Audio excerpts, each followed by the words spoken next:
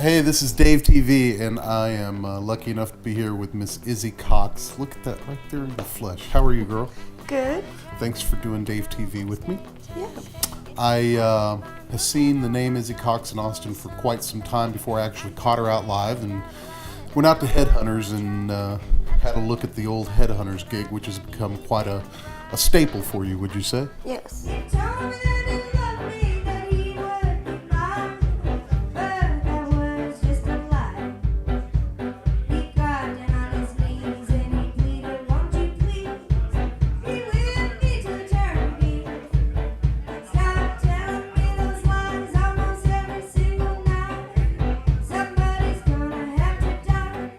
And man, she ruled that house. So, been a fan ever since. How about we start as far back as you're comfortable, telling us like how you grew up, what got you into music, and where you came from, the whole starting process. Okay. Well, I started playing music around 3 years old. I started on piano, and then my parents put me in the Salvation Army, and I was part of their musical program for about 4 times a week till I was around 11, 12. But I lived in Montreal and Texas. I would live with my grandmother, and she was part of Church of Christ, so I'd go to church a lot. And basically just very religious upbringing. The music that you did then, was it a have to or a want to thing? How did that go down as a kid? I always wanted to do music, but in my house music wasn't allowed. Wow. And TV wasn't allowed. And I snuck in a little radio, and I used to listen to the big band and oldie station at that time, in the 70s. Yeah. So, and country and whatnot, and that's what I always wanted to be, a singer and a musician, and it was very looked down upon. But I knew what I wanted to do, and music has always really saved my life.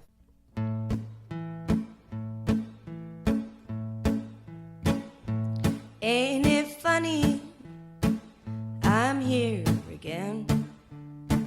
Fell off the wagon, trying to drink myself to death. It's showtime, get up and go. Singing my songs, they save my soul. Anytime, anyhow,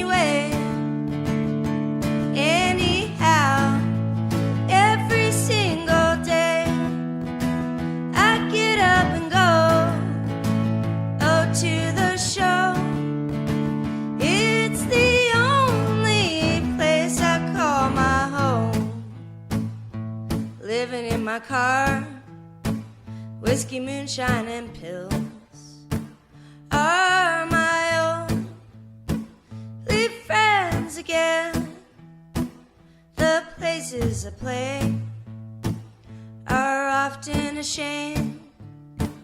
The lights aren't so bright and folks can't remember my name. If there was shame in the Country Hall of Fame, my name would be in lights, folks would remember my name. I put the bottle down, gonna try again. I ain't got no money, and I'm in need of some friends. Anytime, anyway, anyhow, every single day, I get up and go, to the show. It's the only place I call my home.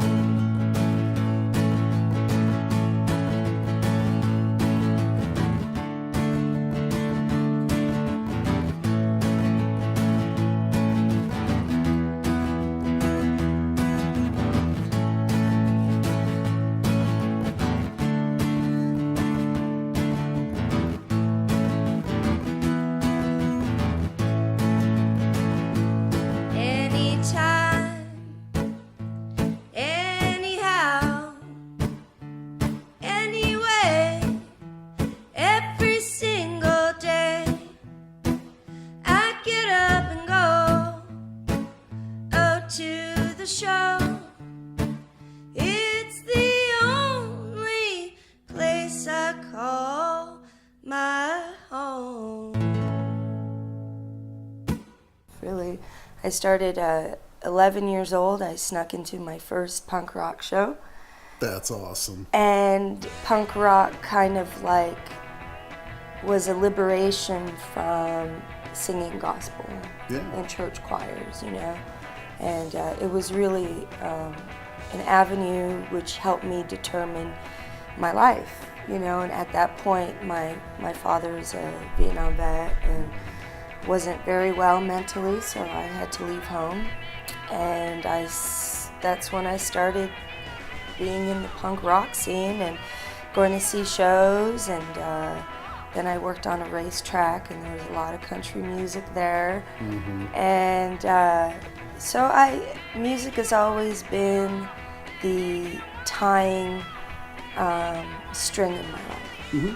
So you say maybe 11, 12 was the rebel period started. Would that be a fair statement? Well, no, actually the rebel started period when I was 5. Wow, look at you. Yeah, awesome. I had won this award for singing All Things Bright and Beautiful, and at this camp.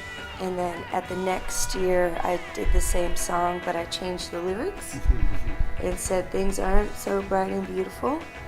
And that's when they took me off choir and put me on tuba and horns. Oh my. So that's where I learned how to sing too, a different way. Yeah.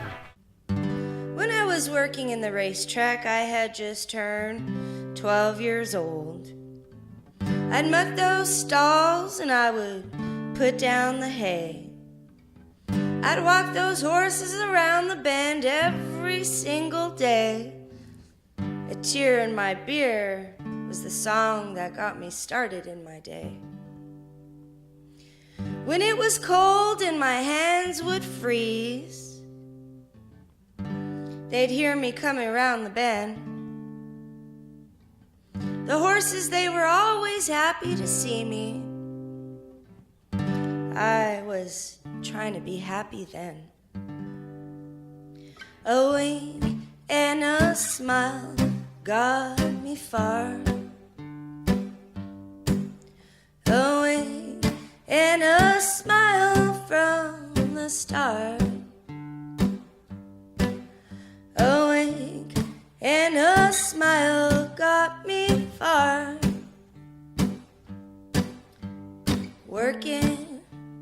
Working all day long. When I was young, I was stubborn. They would say to me, "You are the only Cajun queen with a treat." That's the way it was life on the racetrack. Always in the winner's circles I would be. I even had a horse in the Kentucky Derby. How about that? I'd water them horses. I'd put down the hay. I'd walk around the paddock every single day. The cold hard truth was I was a runaway with a dream. Guess I was really a runaway with a scheme. A wink and a smile got me far. A wink and a smile from the start. A wink and a smile got me far. Working all day long. You know, I've been privy to some of the stuff you were doing in Canada, and I'd say what, mid-90s and stuff, and some of that stuff is just kind of trickling into the major music market today, would you say? Yeah. How did you get involved with that, and do you think you still use some of those earlier styles in what you're doing today?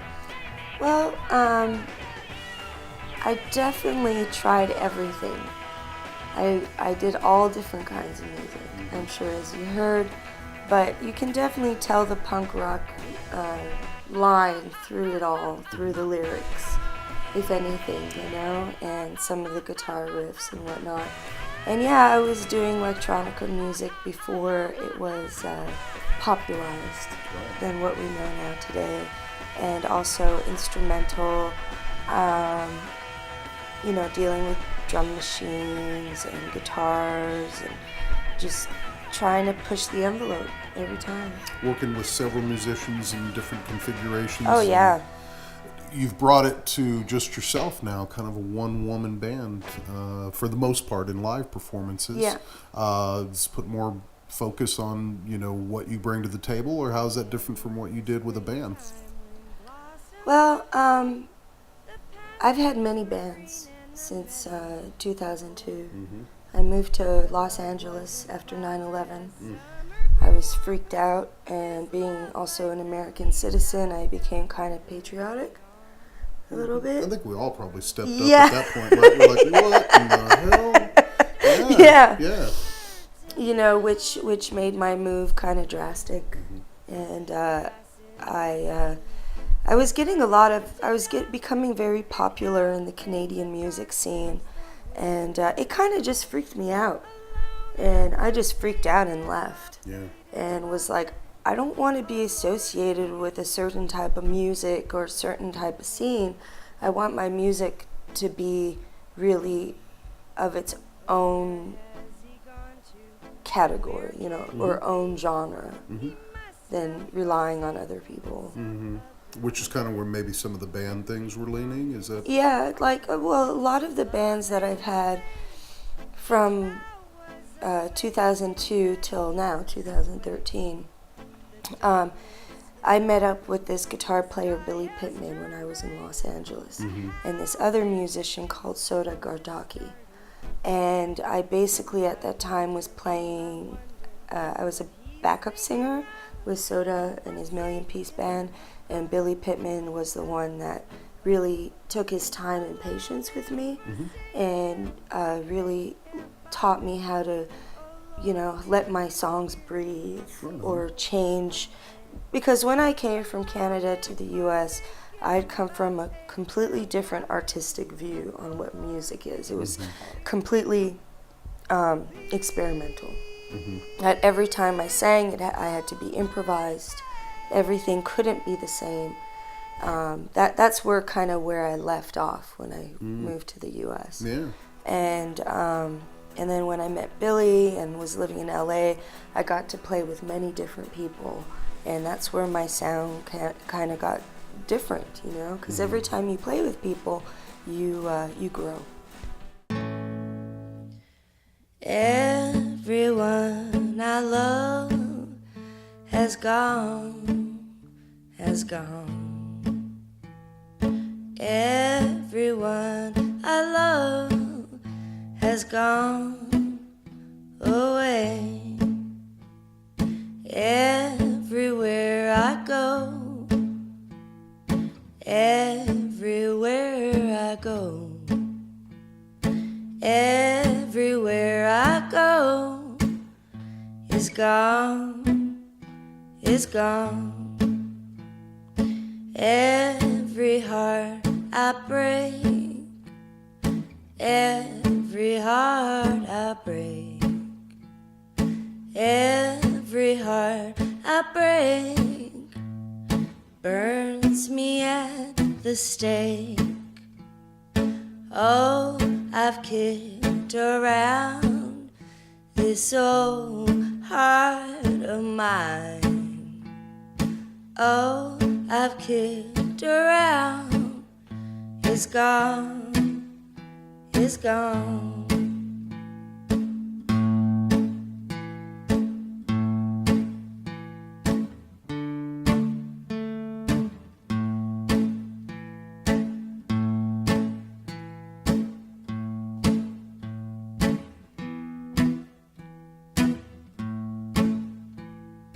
Everyone I love has gone, has gone.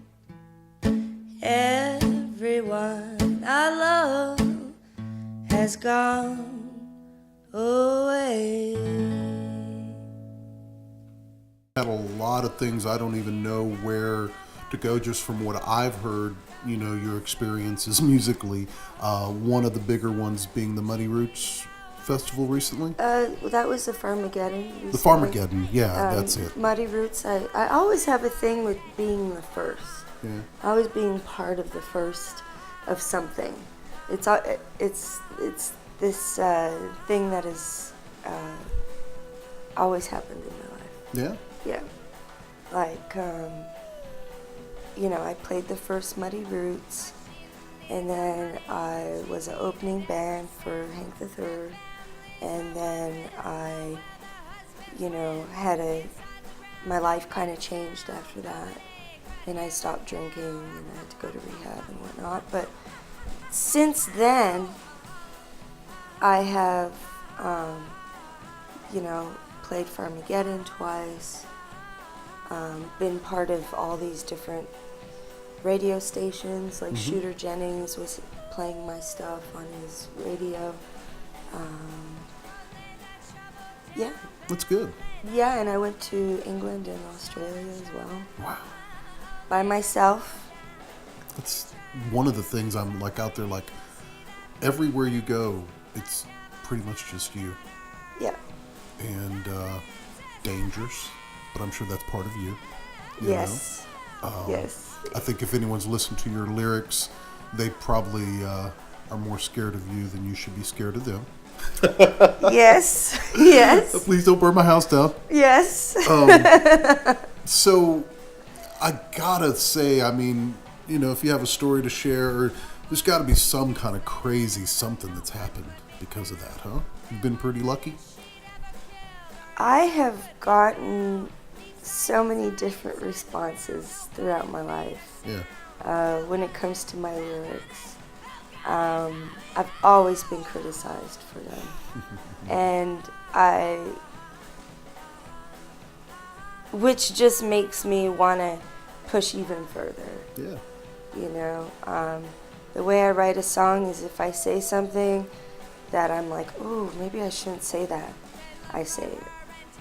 You know, if there's anything that I feel stifling me, I try to move on, you know? Mm-hmm.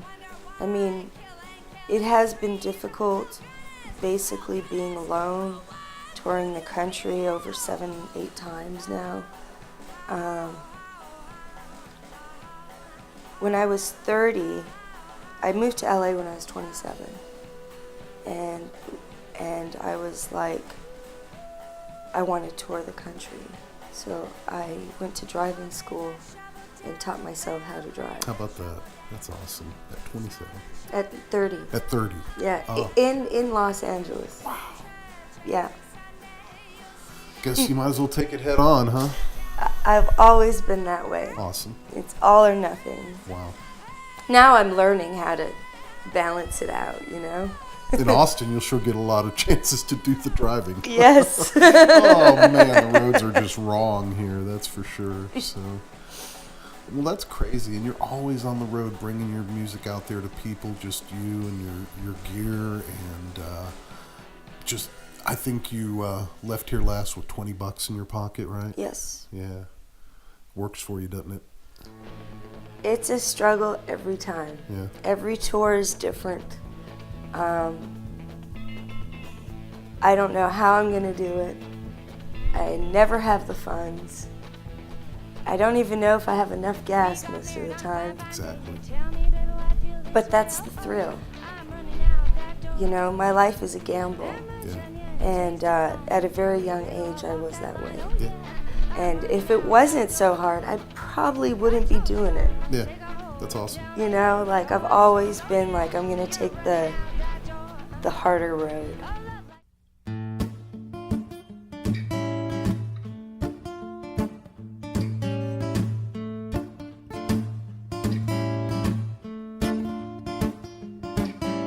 Judge Your Honor, won't you please send me to that electric chair? 'Cause I really, really, really, really, really, really, really, really, really, really, really, really, really, really, really, I really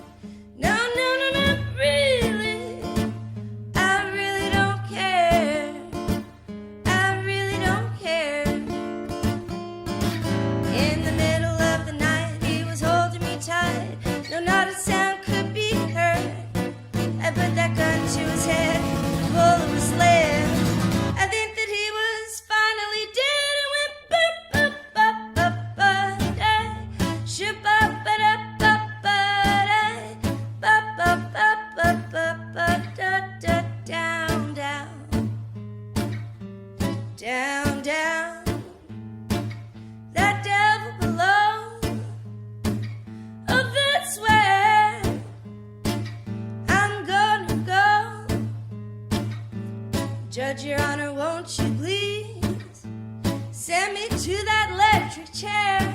'Cause I really don't care.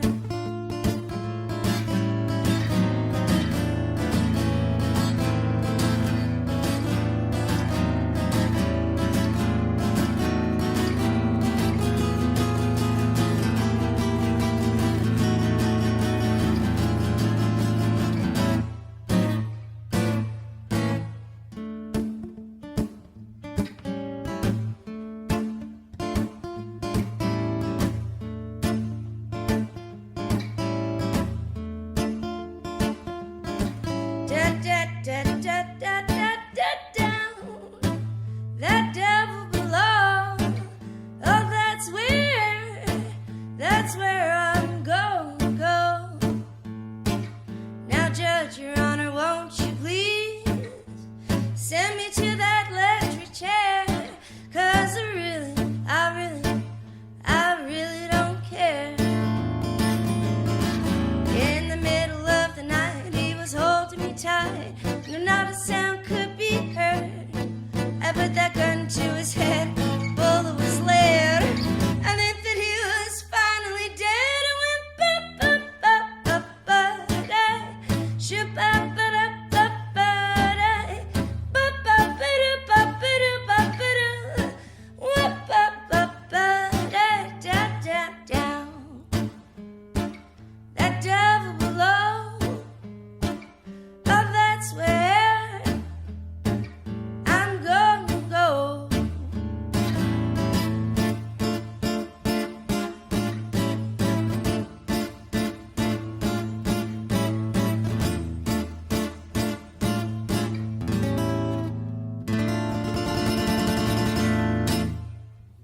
So online, a lot of support.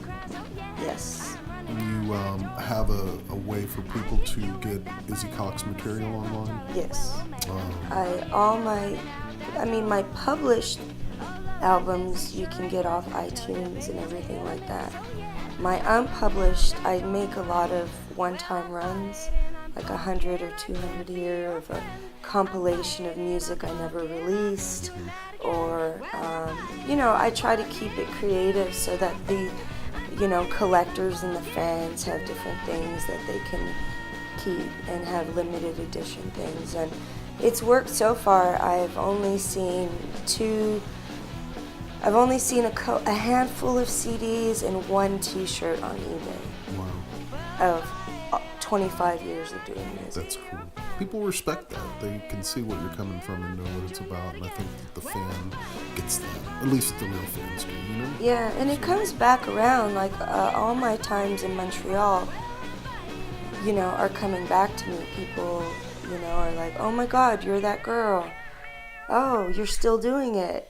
How long had it been when you visited recently before you? 13 years. And you said you had a very good I had a packed house with all my friends and people I had worked with over the years and my good friends, and it was really emotional, It was really beautiful.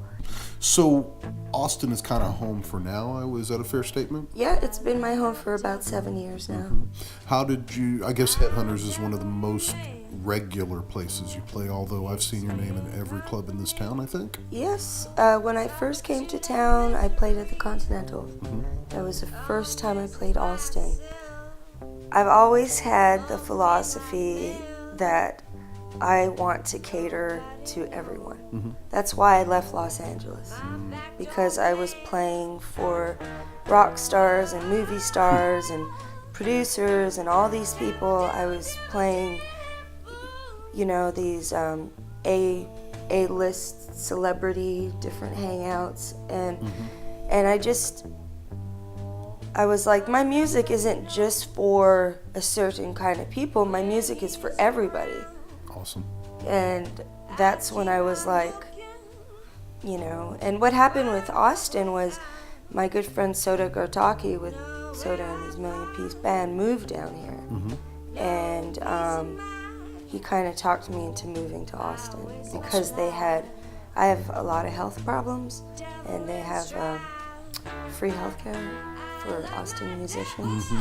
So that was one of my biggest reasons for coming to Austin. And also, I had promised my grandmother as a kid that I would come back to Texas. Oh, how about that? And I can't really live anywhere else in Texas, just politically. And that Austin is my home, you know. I definitely came here as a rising star. You know, I had Norah Jones and John Mayer and come to my shows and all these famous people when I first came to Austin. But then I started drinking and I fell off the wagon, and 4 years later, you know, I had nationally destroyed my reputation. And time for rebirth. It was a rebirth. You know? It was a complete rebirth. And the reason I play Headhunters was it was the last bar I got drunk at, and I destroyed the property. Yeah. And when I got out of rehab, there was no other clubs in Austin that would have me play. And when I played Headhunters, I had to sign an agreement that I wouldn't destroy their property or drink on the premises. Wow. And that is the reason I play Headhunters when I am in Austin, because I'm very loyal. And I've just always been that way. And it's like my home away from home. That's cool. People have a taste for that roach whiskey.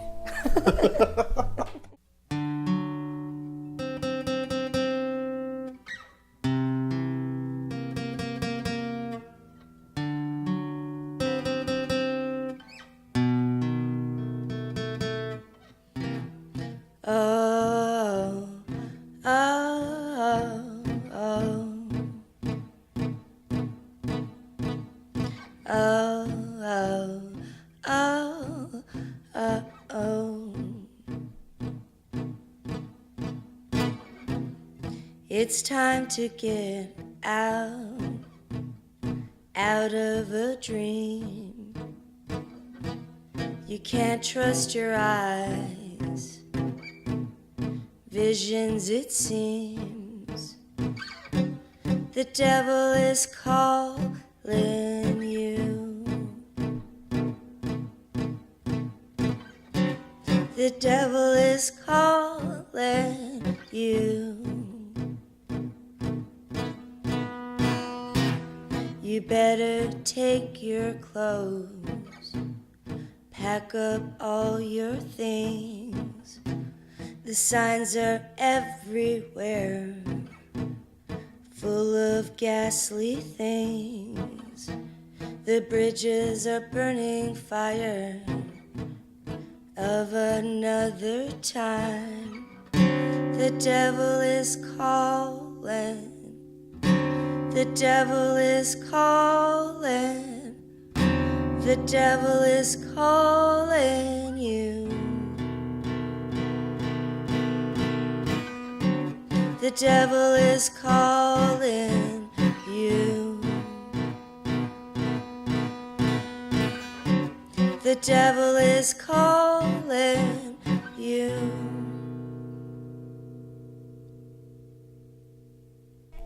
I know you're planning another tour already. What Yes. do you see for the future with Miss Izzy Cox? Well, there's a lot going on right now. Recording? Yeah, I'm recording a full-length album at $1 Million Studios with Curtis Mackler and Gary Lindsay from Black Eye Vermilion, and, you know, Ask Jack. So they've been producing my record, and I've had a lot of help from people playing on it. And it's probably going to be my best produced record. Awesome. Because I didn't have to get the musicians, I didn't have to talk people into recording with me.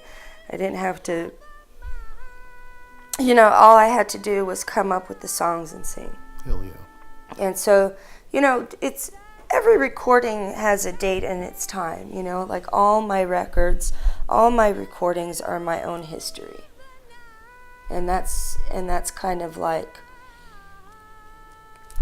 you know, having had been a runaway, having had been a faceless, you know, runaway, kind of. I always have this need to make sure that there's a time stamp in my life. So when I go back, I'm like, oh, this is what was happening just by listening to the music. Which can be hugely emotional. Yes. Hugely emotional. Yes. Well, that's great. Well, hopefully this is a Oh, good... yeah, and sorry. No. And what else is happening, too, is I just got nominated for the Ameripolitis Awards as Best Outlaw Country Singer, woman country singer, which is kind of crazy. The last time I was nominated for something, I was 5, How awesome is that? For music. Yeah. Me alone, Yeah. And the other thing that's happening too is I'm planning a tour to the West Coast for January to February. Wow. And also, as you and me have been working on these lost tape sessions of Yes, Montreal, 1994 to 2002.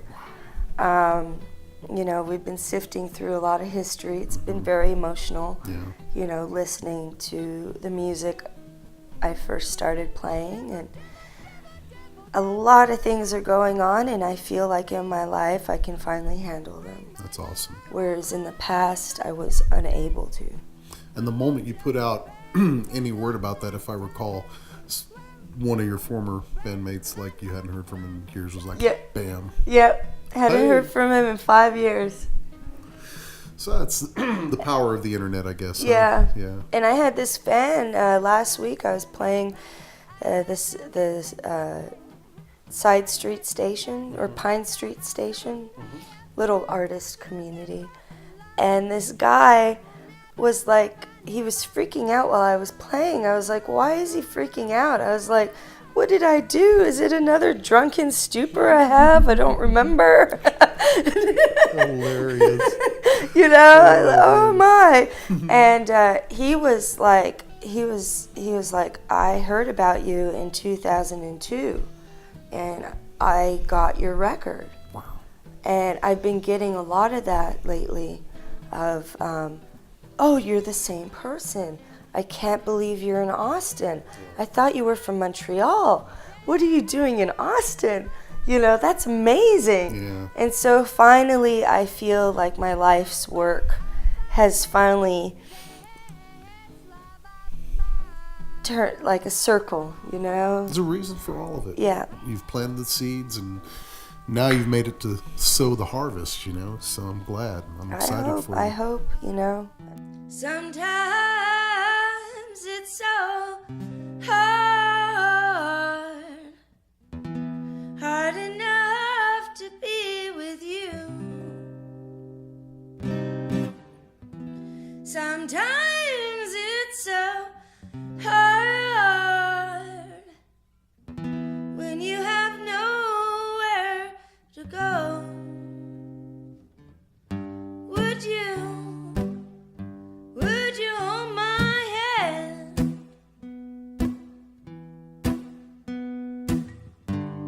Do you understand? Are you my man?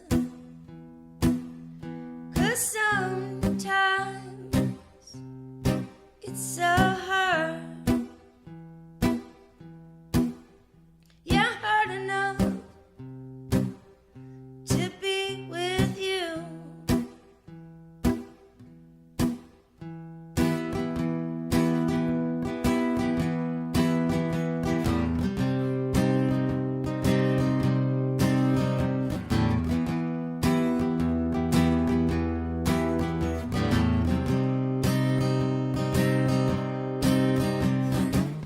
I travel this world, all over and still I think about you, the things you do so well.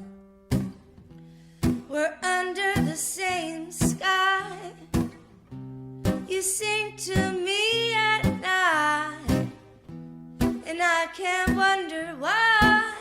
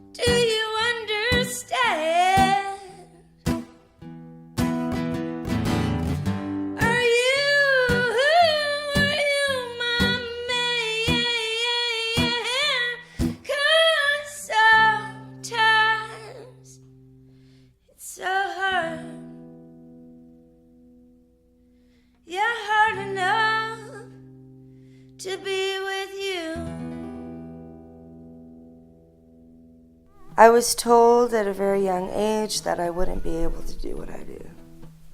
And then I was told as a woman I'd never be able to tour the way I wanted to tour. And if anything, when people have told me I can't do something, in the past was my fuel to prove them wrong.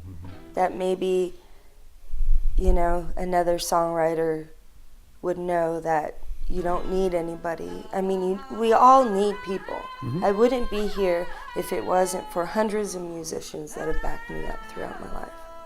You know, we don't need negative people. Yes, yes. So that's great to see, and I know that this is a very special moment for you in time. So I thank you for spending it with me on the show and stuff. Of course. Always going to be a big supporter, and hopefully you get everything out of it you want, whether it's your name and lights or just the satisfaction of beating those songs out for people, whatever it is. Yeah,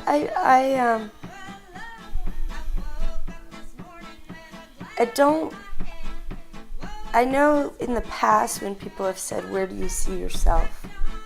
And I'd always be like, whoa, doing records, touring the world, as kind of a comedy. Like none of this would happen to me, and every time I think, that would never happen, things happen. Yeah. So now I don't go, this is where I see myself. Yeah. Because I've done everything that I've wanted to do. Really. How about that? I've surpassed my expectations. Yeah. Like way surpassed them. That's awesome. But that has been the help of many musicians that have played with me over the years. Well, I'm definitely looking forward to hearing that recording you're working on. I know a lot of those players are really awesome. Yeah. And hopefully see you win this award you're nominated for. So. I don't know. I don't know. It'll look good in the bio, huh? Awesome.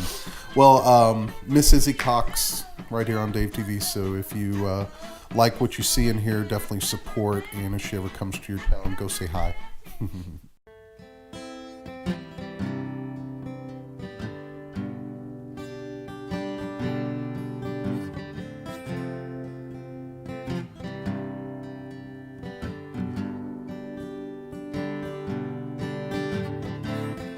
I got a call in the morning. I heard a frantic voice on the line. I could tell by the words he was using. Yeah, something bad had occurred. My baby's going back to jail. Yeah, my baby's got to do some time in hell. Yeah, my baby's got no one to get his bail. Yeah, my baby, he's going back to jail.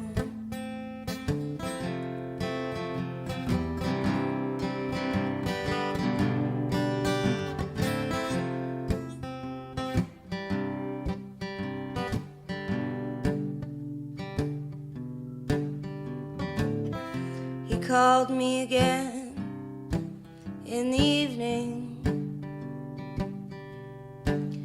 I was packing all my things to go. He said he needed some money, but I don't know anyone who will. I wanna go downtown and set him free, but that's the price he paid, it seems. My baby's going back to jail. Yeah, my baby's, he's got some time to live in hell. Yeah, my baby's got no one to get his bail. Yeah, my baby, he's going back to jail.